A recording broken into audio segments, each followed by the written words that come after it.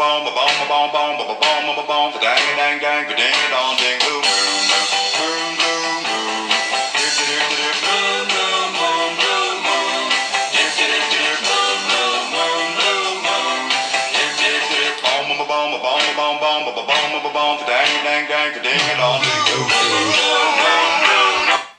right, sorry folks, but hey, am I the only one who sees a Blue Moon beer and thinks of that classic tune?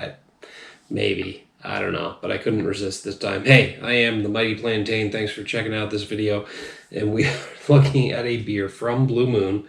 This is their Iced Coffee Blonde out of their Brewer's Select selection. It's a golden colored wheat ale made with fair trade decaf coffee beans. Decaf! Might as well use the word neutered. Anyway. This is Blue Moon's Iced Coffee Blonde, and apparently it was a twist-off. I keep forgetting that Blue Moon does use twist-offs, so I don't need the bottle cap opener for that. But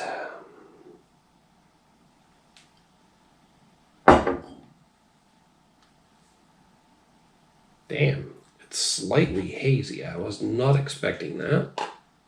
Very effervescent. I didn't put a very good head on that, but there's a lot of bubbles coming up underneath still. But it's a slightly hazy, very pale yellow beer.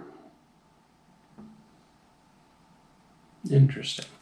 Now, the whole iced coffee thing has been taking off quite a bit lately, and it's been making its way into the brewing world with mixed results. I mean, coffee's brewed, beer's brewed, very different processes, but it makes sense that coffee will cross with beer at some point. Now, with a darker beer, it makes a lot more sense because the coffee is going to complement the roasted malt and you're going to get coffee notes from both. Lighter beers like blondes, mixed results, but hell, I've had an IPA, a very hoppy bitter beer that has complementary bitter notes from roasted coffee beans that worked really well. So this could go either way. It could be awful or it could be great. So just random observations. I have not been sober up until this point tonight, so take that for what it's worth. But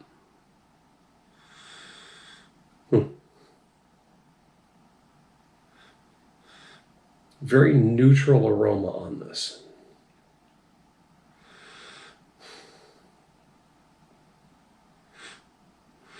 I honestly don't smell much of anything at all.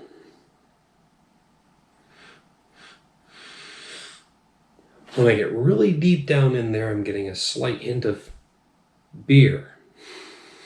Nothing in particular, so.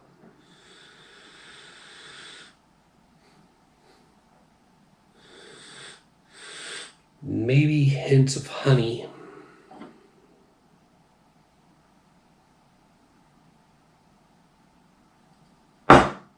Which makes no sense because honey is not mentioned at all in anything on the label. But yeah, just a general beery aroma, hints of honey. And it smells more like a tea, a sweet tea than anything else. But even then, just barely. So.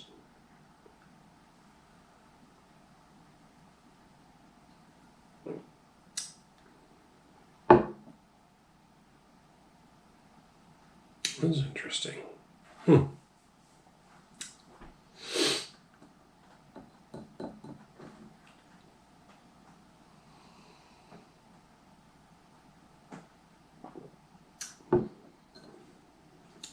It's got a medium light mouthfeel. Up front, it's like a basic American lager. I believe this was it's a wheat ale, so light graininess and the ale yeast are Might lend themselves to a lager taste. I don't know, but that's the impression I'm getting. Up front, it's like a basic American light lager.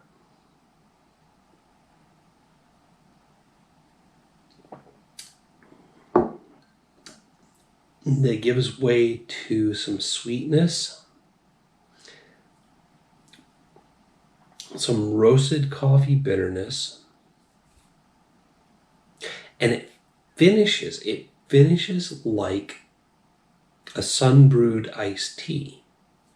I know they're Arizona and some other companies. They hold a sun-brewed tea thing is like a marketing ploy, but pardon, sun-brewed tea does have a distinctly different taste. And it's just tea leaves and sweetness, basically, but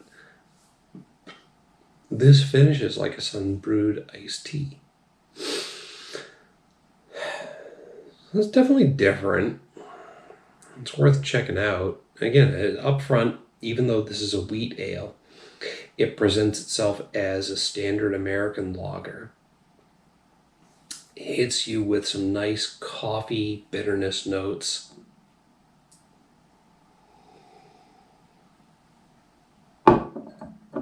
Some sweetness, and then finishes like a sun-brewed iced tea. It's good. It's different. I don't know about unique or unusual or giving me much of a wow factor, but it's a solid beer, easily drinkable. I'm hovering here. I want to at least give it a 3.5. Now, on a scale of 1 to 5, a 2.5 is average. So I want to at least give this a 3.5. I'm hovering on a 4. Because I'm not going, wow, I'm not 100% impressed by it, but it is definitely better than I expected. You know what? I'm going to give it the 4. I'm going to give it the 4. 4 out of 5 for this beer from me. Just because it's better than I expected, and it is exactly what it promises. Promises an iced coffee blonde. In my quick assessment here, I can't think of another iced coffee blonde out there. So I got to say it's unique, which is probably giving it more points. So 4 out of 5 for me.